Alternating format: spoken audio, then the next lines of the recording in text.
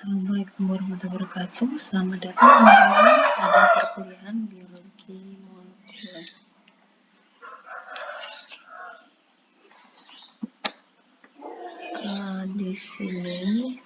Di sini kita membahasnya materi tentang dasar-dasar biologi molekuler dengan mata kuliah biologi manusia.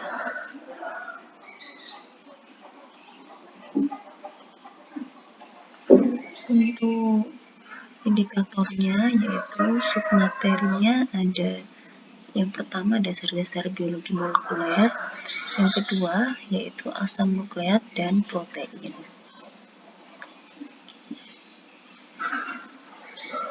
Biomolekul atau biologi molekul.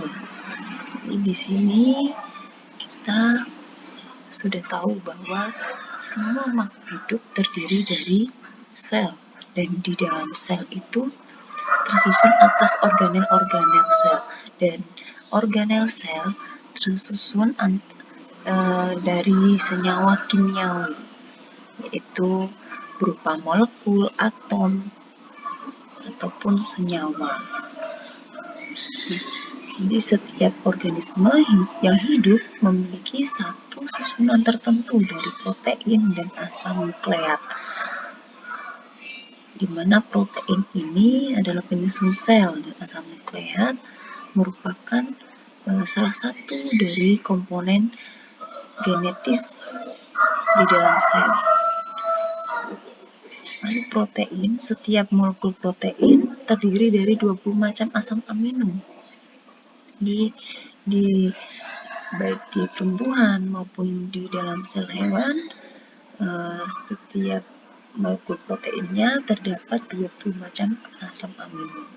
Dan asam nukleat yang berbentuk rantai panjang ini terdapat 5 macam mononukleotida yang tersusun dalam urutan yang berbeda.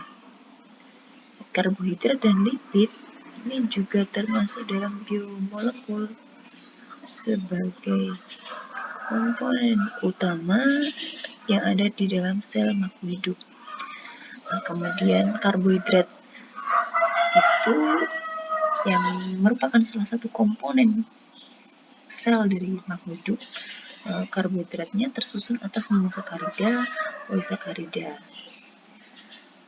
Dan kemudian lipid ini terdapat pada membran sel, penyusun dari organel juga. Lipid ini tersusun atas asam lemak. Dasar-dasar biologi molekuler. Unsur dasar penyusun sel organisme yang hidup yaitu ada karbon, ada hidrogen, ada oksigen, nitrogen, sulfur, dan fosfor. Nah, di mana ini merupakan komponen penyusun karbohidrat, protein, dan lemak.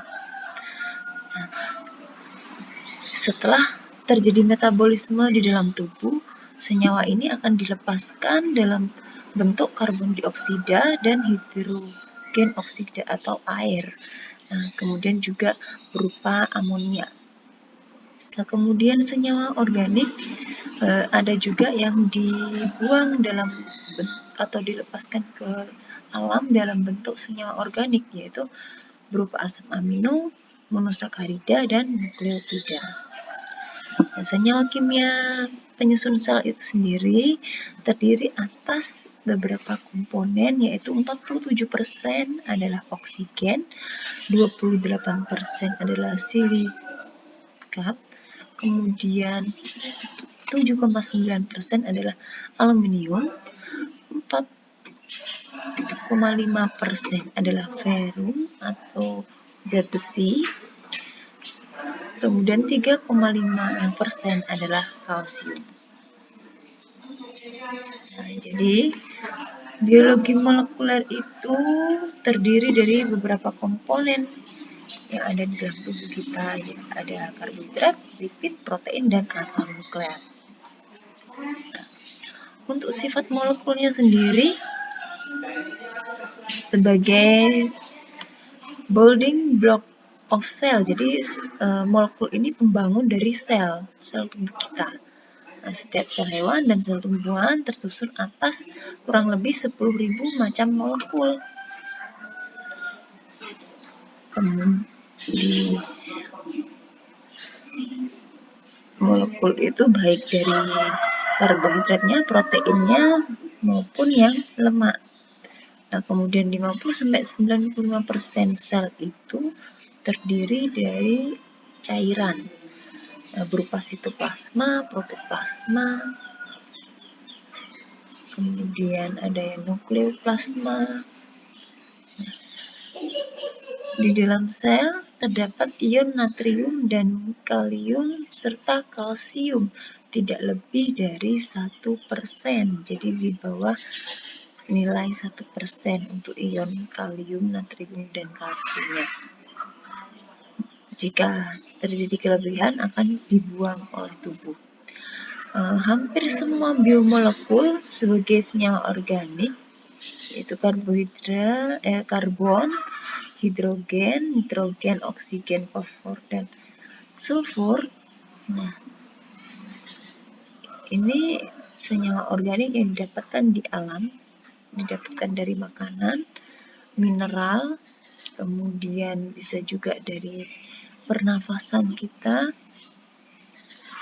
untuk terjadi metabolisme di dalam tubuh kita yang dibutuhkan oleh tubuh kita juga untuk terjadinya proses di dalam tubuh, proses kimiawi di dalam tubuh. Nah, sebagian molekul mengandung atom C dan dianggap berasal dari turunan hidrokarbon. Nah, karena atom C itu terdapat di berbagai komponen senyawa makronutrien dan mikronutrien, maka pada saat terjadi metabolisme sel, hasilnya pun juga mengandung atom karbon dan juga hidrogennya, karena hidrogen itu akan berikatan secara kovalen dengan atom karbon. Kemudian sifat kimia biomolekul organik dapat dideterminasi dari gugus fungsi umumnya tersusun lebih dari satu gugus. Untuk gugus fungsi ini terdapat di berbagai macam komponen nutrisi yang kemudian digunakan oleh tubuh untuk menggantikan atau membangun sel-sel agar tetap terjadi regenerasi maupun terjadi reproduksi sel ataupun terjadi proses kimiawi di dalam sel itu. Nah, untuk fungsi biomolekul itu sendiri antara lain pada protein, ini penyusun dari enzim. Kemudian juga sebagai alat transportasi bahan makanan, sebagai bisa berikatan dengan zat makanan. Kemudian penyusun dari antibodi, hormon, dan juga pembentuk membran sel. Kemudian asam nukleat merupakan penyusun dari materi genetik, yaitu DNA, RNA. Kemudian juga sebagai senyawa koenzim, lalu molekul penyimpan energi berperan dalam biosintesis protein. Kemudian karbohidrat dan lipid ini termasuk sumber energi. Nah, kemudian karbohidrat ini komponen dalam struktur membran sel dan dinding sel. Untuk lipid, dia juga terdapat pada hormon sebagai pembentuk struktur membran sel. Setelah itu struktur organisasi molekuler. Nah, di sini ada unit monomerik. Jadi biomolekuler itu terdiri dari unit monomerik pada level 1, kemudian untuk level 2-nya ada unit makromolekul, level 3 terdapat kompleks supramolekul, dan level 4 terdapat sel dan organel. Untuk selanjutnya struktur organisasi molekul. Nah, di sini kita lihat terdapat sel. Ini contohnya adalah sel tumbuhan. Jadi kita ambil saja sebagai contoh sel eukariotik gitu ya. Jadi jika dipecah lagi, sel itu di dalamnya terdapat organel-organel. Nah, organel ini misalnya terdapat kromatin, terdapat membran sel, kemudian ada dinding sel. Nah, jika dipecah lagi, di dalam kromatin itu terdapat DNA, kemudian pada membran plasma terdapat protein, ikatan protein, kemudian pada dinding sel terdapat selulosa.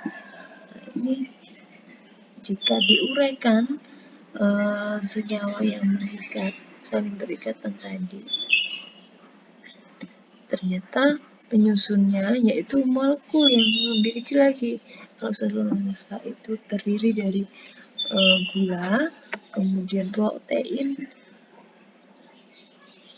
pecahan dari asam amino, kemudian DNA ini merupakan basa nukleotida.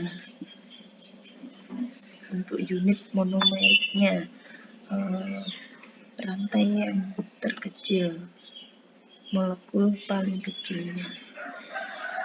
Nah, dari molekul-molekul tadi membentuk ikatan molekuler, yaitu ada dua macam ikatan molekuler itu. Ada ikatan kovalen dan ikatan non-kovalen. Ini sudah dipelajari pada mata pelajaran kimia.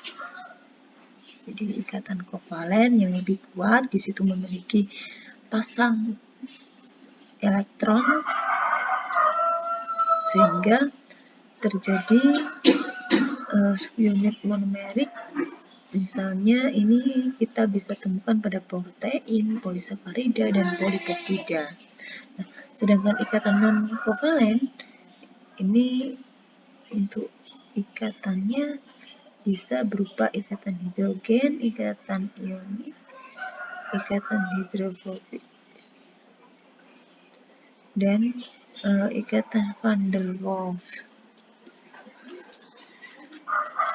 Kemudian macam-macam ikatan karbon. Nah, ini bisa kita lihat antara karbon dan hidrogen di situ ada dua titik. Nah, ini contoh dari ikatan kovalen. Kemudian karbon dan nitrogen, karbon dan karbon. Dan jika diperbesar lagi untuk digambarkan struktur molekulnya sebagai berikut. Jadi digambarkan seperti ini, karbon dengan warna hitam atomnya, kemudian nitrogen warna biru, hidrogennya warna abu-abu. Kemudian oksigen digambarkan dengan warna merah. Di contoh dari isomer secara kimia.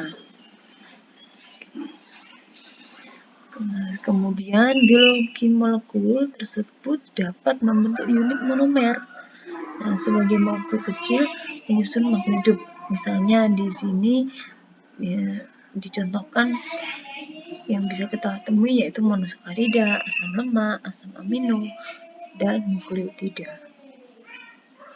Mikromolekul penyusun makhluk hidup yaitu ada asam amino, nukleotida, karbohidrat, dan lemak.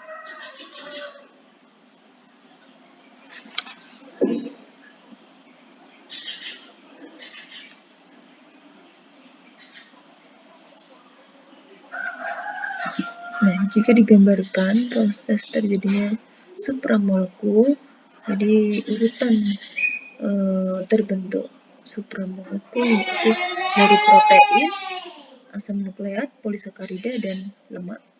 Misal pada protein ini jika dipecah, supramolekulnya adalah karbon, hidrogen, oksigen, nitrogen, fosfor, dan sulfur. Semua atom ini bisa membentuk protein, asam nukleat, polisakarida, dan lipid. Nah, untuk protein berasal dari ketoasid. Nah, ketoasid ini akan menyusun menjadi asam amino. Nah, asam amino akan membentuk protein. Dari berbagai macam asam amino akan membentuk protein. Kemudian untuk asam nukleat terbentuk dari ribosa nitrogen. Basa nitrogen ini dan ribosa akan membentuk nukleotida. Dan nukleotida, beberapa macam nukleotida akan membentuk asam nukleat. Kemudian pirufat. Pirufat di sini akan membentuk gula sederhana, bisa monosakarida. Kemudian gula sederhana itu akan membentuk polisakarida. Kemudian asam pirufat. Nah, ini seperti pada siklus Krebs ya, hasilnya adalah asam pirufat. Nah, asam pirufat itu pecahan dari lemak. Dan jika diuraikan, asam pirufat itu beberapa komponen asam pirufat akan menyusun menjadi gliserol asam lemak. Dan gliserol asam lemak akan membentuk lipid. Oke, nah kita lanjutkan ke video berikutnya ya.